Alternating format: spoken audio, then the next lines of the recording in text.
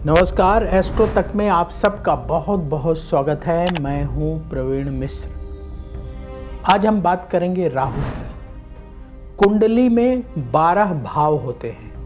पहले भाव को लग्न कहा जाता है, लग्न से पहला भाव माना जाता है। फिर ऐसे दूसरा भाव, तीसरा भाव, चौथा भाव, पांचवा भाव। तो राहु जब अलग अलग भाव में बैठता है, मान लीजिए किसी की कुंडली में लग्न में बैठा है, किसी कुंडली में दूसरे भाव में बैठा है, किसी कुंडली में तीसरे में बैठा है, किसी की कुंडली में चौथे में बैठा है, तो अलग अलग भाव में जब राहु बैठता है तो क्या फल प्रदान करता है, आपकी कुंडली में राहु किस भाव में बैठा है तो किस तरह का फल आपको प्रदान करेगा, आज इस पर चर्चा करेंगे। पहले थोड़ा राहु की बात कर लेते हैं।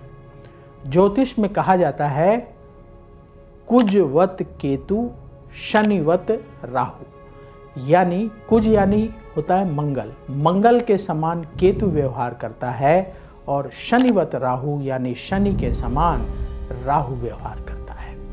एक छायाग्रह है राहु और दूसरा छायाग्रह है केतु। ये दोनों छायाग्रह नाम के तो छायाग्रह हैं लेकिन बहुत असर डालते हैं। आज हम सिर्फ राहु की चर्चा करेंगे। सूर्य जिस अपने उसमें सर्कल में घूमता है, सूर्य की कक्षा और चंद्रमा की कक्षा जिस बिंदु पर जाकर के, जैसे सारे ग्रह सूर्य के चारों तरफ चक्कर लगाते हैं, तो सूर्य और चंद्रमा का वह बिंदु जहां पर सूर्य की कक्षा और चंद्रमा की कक्षा जिस बिंदु पर मिलती है उसे राहु कहा जाता है। यानी राहु दो नोड हैं, दो बिंदु हैं। साधारण भाषा में आप अगर इनको समझने की कोशिश करें, जो हमारी पौराणिक कथाएं हैं उनसे और आसानी से समझ सकते हैं कि जैसा कि हमने पहले बताया कि राहु मुख है और केतु धड़ है।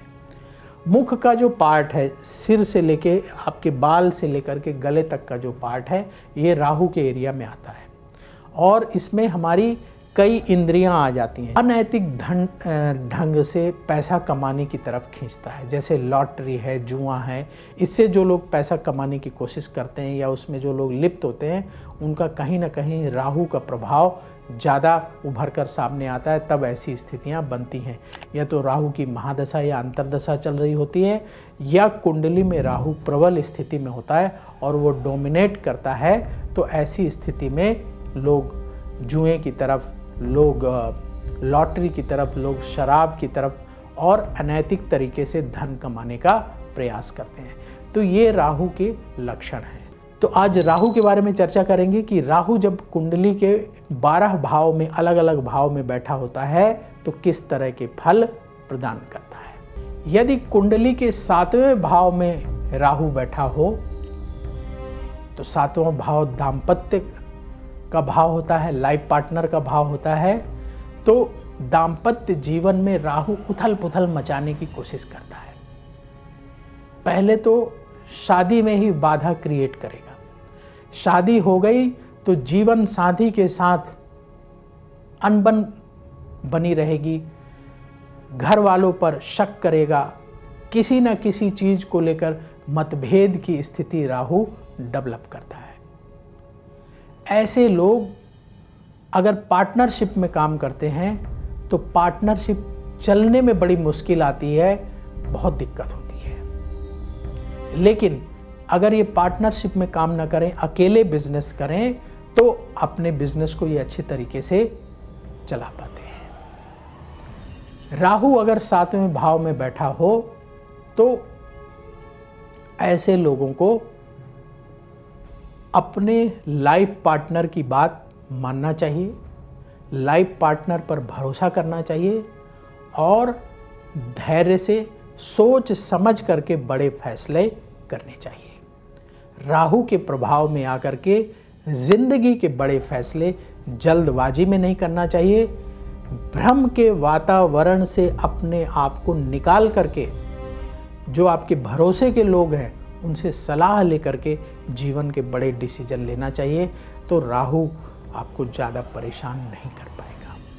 तो देखिए, यदि राहु आपकी कुंडली में कहीं भी बैठ करके आपको परेशान कर रहा है तो राहु भगवान शिव का बहुत बड़ा भक्त था। भगवान शिव का पूजन यदि आप करते हैं तो राहु की शांति होती है। कैसे करें शिव जी का पूजन? राहु की शांति के लिए आप क्या उपाय करें? यदि राहु परेशान कर रहा है तो आप अपने घर में छोटे से शिवलिंग रख लीजिए, या घर में रखने की व्यवस्था नहीं बन पा रही है, घर में मंदिर नहीं है, तो आपके घर के आसपास जो मंदिर हो वहाँ जा कर के प्रतिदिन भगवान शिव को जल चढ़ाएं। राहु भगवान शिव का बहुत बड़ा भक्त था, तो जो लोग भगवान शिव का पूजन करते हैं राहु उन्हें परेशान नहीं करता है।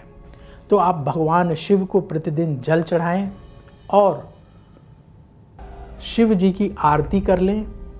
अगर मान लीजिए आरती करने का समय नहीं है तो जल अवश्य प्रतिदिन चढ़ाएं और ओम नमः शिवाय, ओम नमः शिवाय, ओम नमः शिवाय इस मंत्र का रुद्राक्ष की माला से 108 बार जाप कर लें। जिनके पास समय है तो वो लोग भगवान शिव को जल चढ़ाएं, तिलक लगाएं, आरती करें और फिर इसके बाद 108 बार ओम नमः शिवाय, ओम नमः शिवाय मंत्र का रुद्राक्ष की माला से जाप कर लें। जिनको समय की बहुत कमी रहती है वो लोग शिव जी को जल अवश्य चढ़ाएं, चाहे अपने घर में शिवलिंग रख करके या मंदिर जा कर के, और 108 बार ओम नमः शिवाय, ओम नमः शिवाय का जाप कर लें। तो राहु कुंडली के किसी भी भाव में बैठा हो, निरंतर शिव का पूजन करने वालों को राहु परेशान नहीं करता है, राहु शांत रहता है। तो ये सबसे सरल उपाय है। इस उपाय को आप करना शुरू करेंगे तो राहु की वजह से जीवन में परेशानी नहीं होगी। तो अब वीडियो बहुत लंबा हो गया है, कार्यक्रम को यहीं समाप्त करते हैं। आप कमेंट बॉक्स में ज़रूर लिखिएगा कि आपकी कुंडली में राहु कहाँ बैठा है और उसकी वजह से आपके जीवन में राहु का क्या प्रभाव पड़ रहा है। हम कोशिश करेंगे कि आपके जो कमेंट हैं वो आगे जो कार्यक्रम करेंगे उन अगले कार्यक्रम में शामिल करने का प्रयास करेंगे और बहुत सारे लोगों के कमेंट्स का जवाब भी देंगे। तो मुझे दीजिए अनुमति। बोलिए नमः शिवाय।